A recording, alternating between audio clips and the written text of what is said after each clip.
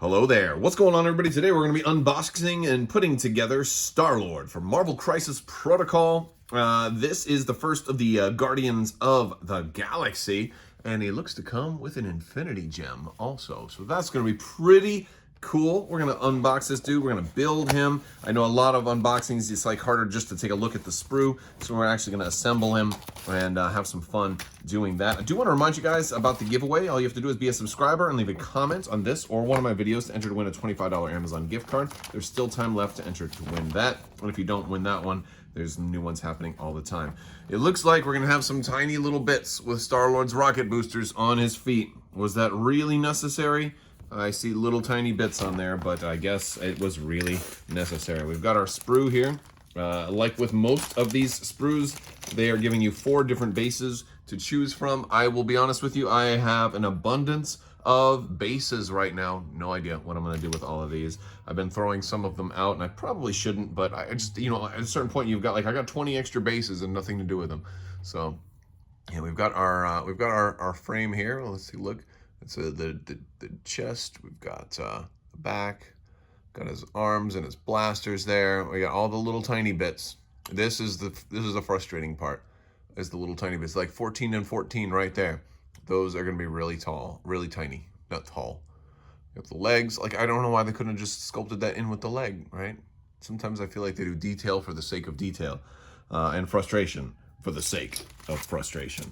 All right, we've got some sirens going on outside right now too. They found out that Star-Lord is here on Earth, and the authorities are coming.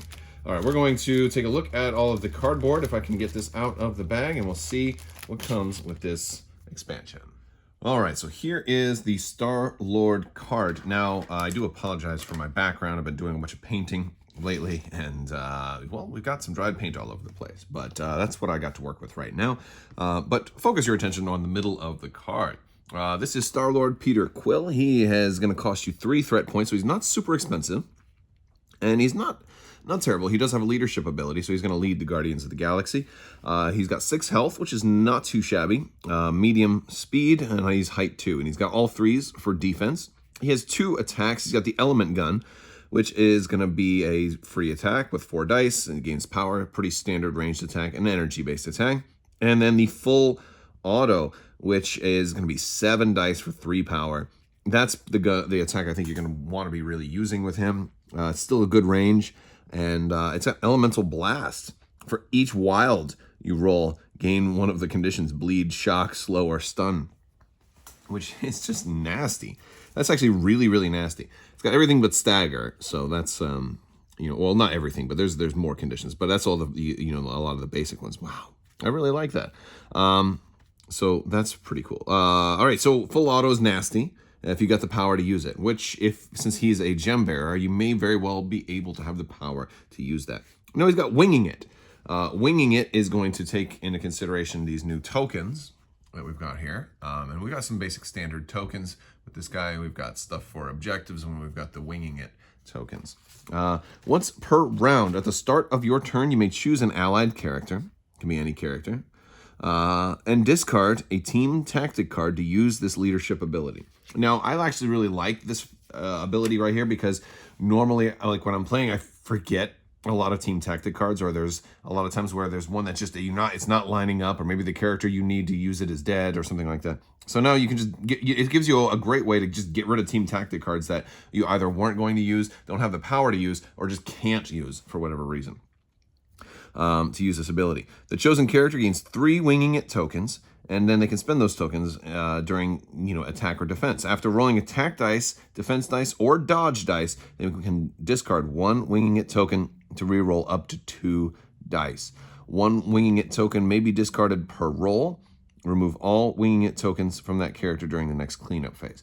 That is awesome. So it's going to give them 3, technically at maximum of 6 dice that they can reroll per turn, 2 at a time, once per opportunity. So that's a really, really cool ability. It's not like super overpowered, but it's a nice little thing that I think hopefully you'll remember to do either a reasonable amount. I love it. I love that card. It feels really good without being like too strong. Plucky Attitude. When attacking, if you roll no hits, you can re-roll everything. In defending, if you re-roll no blocks, you can re-roll everything. Obviously, with both of these re-roll abilities, I still can't re-roll skulls, but everything other than skulls.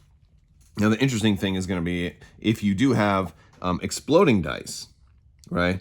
I believe the way that this would work is if you rolled exploding dice, the exclamation points, you would add those dice to your pool first, and then choose whether or not you want to re-roll, because those could end up being the one hit that stops you from doing it.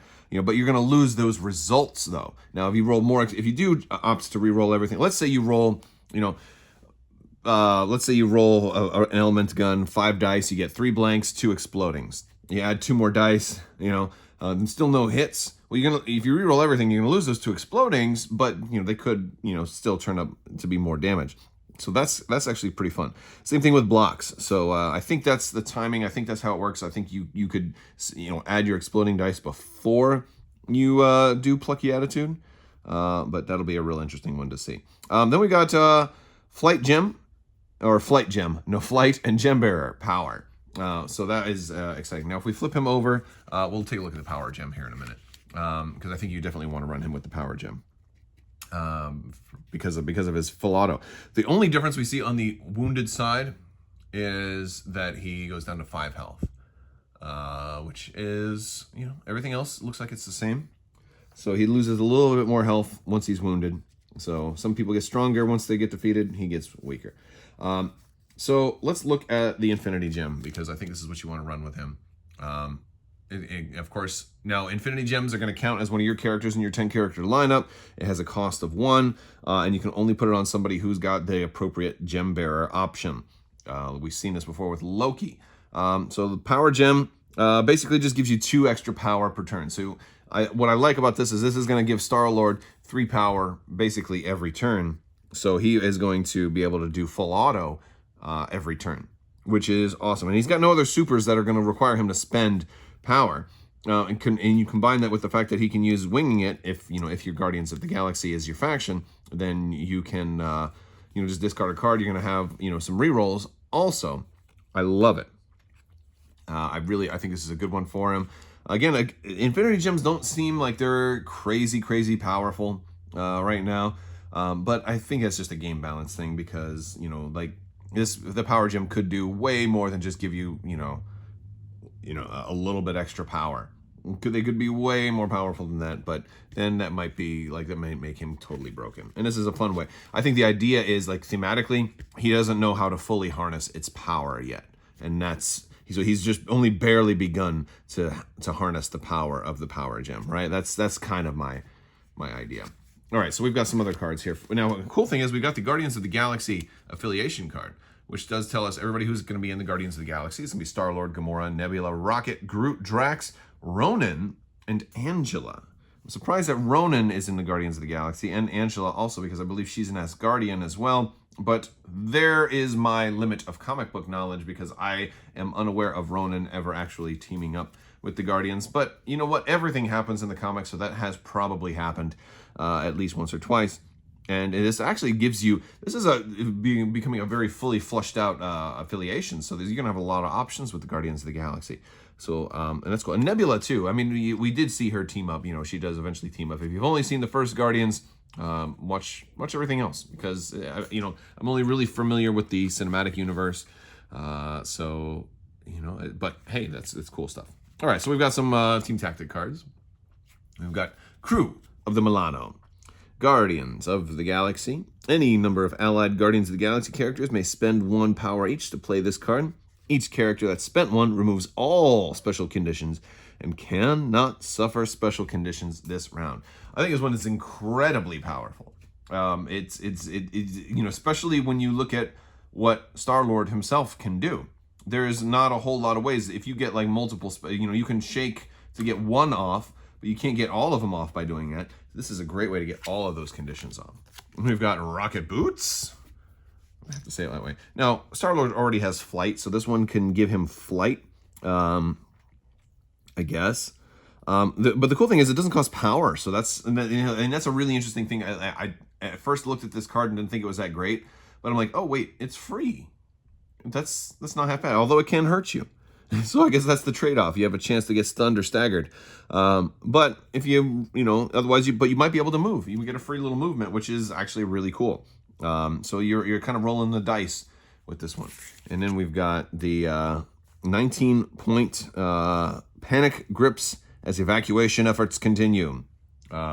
And this one, you're going to place the 4 citizen tokens, and that's what we've got. We've got some of those right there, as indicated on map B. And you score a victory point for each citizen held by a character they control during cleanup. And you can interact to pick them up. A character cannot hold more than 1 citizen. I feel like there's another one that's doing the same thing. During its activation, a character holding a citizen may evacuate the citizen by spending 6. The character's controlling player immediately scores 2 victory points and removes the citizen held by the character from the game. Oh, you know what this one reminds me of is the Ultron all will be metal scenario. It's a very similar scenario for that with the crazy scared citizens. So it reminds me a lot of that, although it's not exactly the same. So this is kind of similar to how that one plays. Now it's time to start punching out some plastic. All right, so I'm punching out everything, and one important detail that I instantly noticed as well is like, boy, there's so many tiny bits. These are all duplicates. So you can totally build 2 full heads if you want. So there's an extra one of everything. And I'll tell you what, I have heard that they do this just to balance out the sprue, so they don't have empty spots on the sprue. But I do love the fact that they're giving you extra bits here, because with the small bits, even this little one right here, I've had it happen before where these small bits where you punch them out, and then one, like, it drops or it bounces or something like that, and then you're screwed because you lost this tiny little bit. So having a duplicate of everything probably limits how many people are going to call them up for a replacement part. And since it costs them probably virtually nothing just to fill in the sprue that they're already molding, what is that, like an extra penny worth of plastic, maybe less than that? Yeah, I think that's going to save them a lot. And then you get to, have a whole separate head. I don't think they're really different at all either. All right, cool. So I'm going to punch these little things out and try to glue this head together. All right, so I've got my Tamiya extra thin, and I've got the left and right sides of the head. I'm going to put those together first and pray I don't lose anything. Oh, these are really going to be a pain in the butt. There, all right. I think we got it.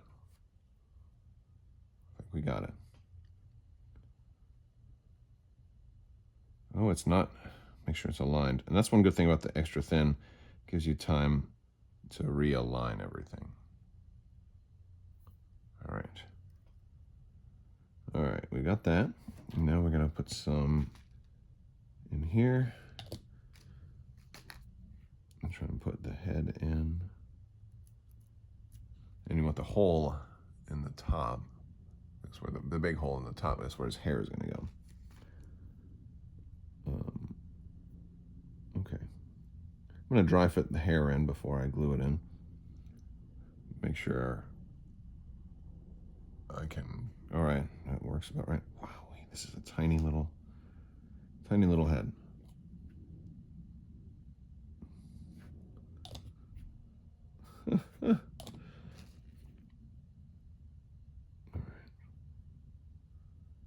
Like there we go. Okay, there we go. We got the head glued together. I'm going to set that down, let that dry, and then we'll move on. Oh, now of course the very next bit is, at least we're getting the hardest bits out of the way first. Is glue that one little rocket onto his other boot. You don't have to glue both rockets though. You don't have to glue both because the other one is attached to the cloud. Oh, that one went in actually really easy. Okay. Well, that one was real easy. Okay, now they have you gluing the other foot to the cloud.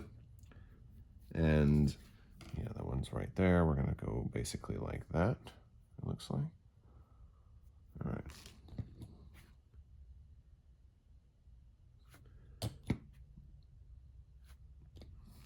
And these will take a little while to dry. Not too long. Not terribly long. But they do kind of affix pretty well right away because the hard plastics work really, really good with the extra thin cement. Love that. All right, so now we got all the legs drying. We can start putting the torso together. We want the front and the back. And of course, dry fit everything first. Make sure you got everything aligned correctly. And what is this? Looks like this piece goes on his waist, kind of. Oh, yeah, like right there. Okay, I see that. Wow, was that even necessary? Why did they sculpt the part behind it when it's going to be completely covered up by whole nother piece? Some things the world will never know. Have you guys been playing any Marvel Crisis Protocol? Let me know in the comments section. I played a little bit recently. I talked about the Ultron scenario. There were some pictures up on Facebook. I haven't done battle reports for, not many battle reports for Marvel Crisis Protocol just yet. It's a lot of people are still learning the game. I will admit, well, it's a really fun game to build and collect right now. I don't think as many people are really invested in it and are playing it just yet. Not such that they're comfortable having themselves recorded and put up on the internet. So if you're in Orlando and you want to do a battle report for Crisis Protocol, let me know, and maybe we'll set something up. Granted, I can't promise anything just yet because timelines all have to kind of work out, but you know, there's always a chance. All right, then we're going to do the arms. All right, that's going to be easy. This is all starting to come together. This one is not that hard of a model. It was a little tricky putting the face together, but once you get past that, it's getting much easier. All right, put that arm in there.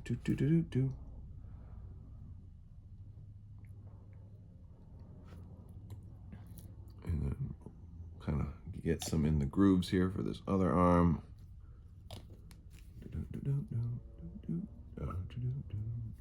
All right. Looking good, Star-Lord. Who? Come on, man, Star-Lord.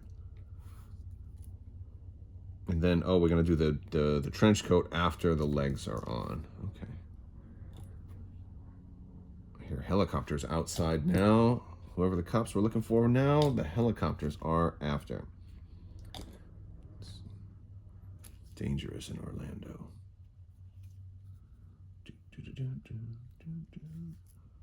Nope, no.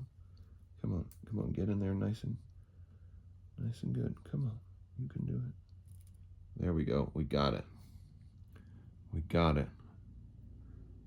All right, next one. Next one's coming up. Oh man, my fingers are wobbling here. All right. Whoa, this one just kind of goes in, huh? Wait, this one doesn't even have a... It's supposed to have a big circular kind of male connector, and it certainly doesn't. Okay. Well, I guess it doesn't. I don't think that's right. I think it's... There we go.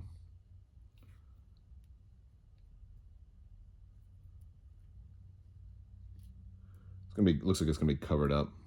No, that's certainly not right either. This one's missing a whole connector piece. It's supposed to have like a male poke out piece that goes into that hole. Maybe the picture even shows it having it. That is surprising.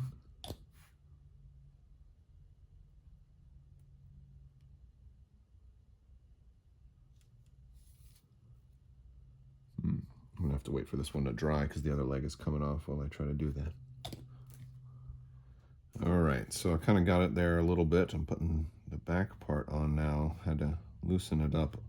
Missing that piece is awfully weird because it means that these two have to go in at just the right kind of angle to get this to stick. So I'm putting this all around there. This is kind of a drag. It doesn't feel like it wants to go in right.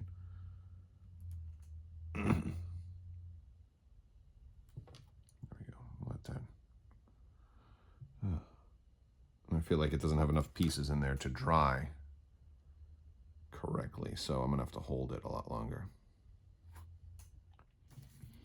All right, so put some more glue on. I'm doing the other piece now.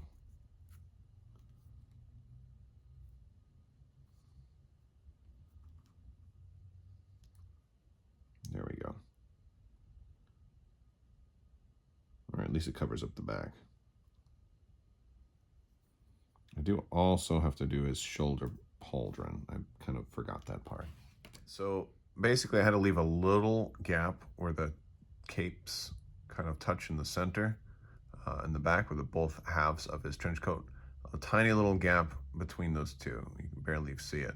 But it was the only way I was going to make everything else kind of line up without having big gaps everywhere else. I feel like that's kind of an artifact of the that peg not being there for his right leg, which is really weird. But you know what? That's why I don't use super glue, because then it would have dried instantly and I'd have been screwed. I will probably use super glue when putting this guy on the base. Okay. Come on, head. Go in there, head. Almost forgot to do the head, and then I got to do the pauldron. No, head does not want to go in. Oh, he's got a little bit of an angle.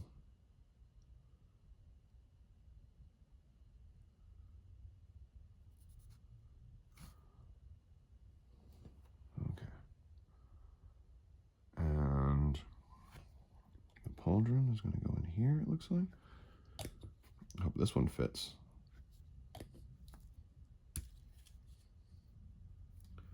So we want the parts with the ridges. Oh, perfect. Just like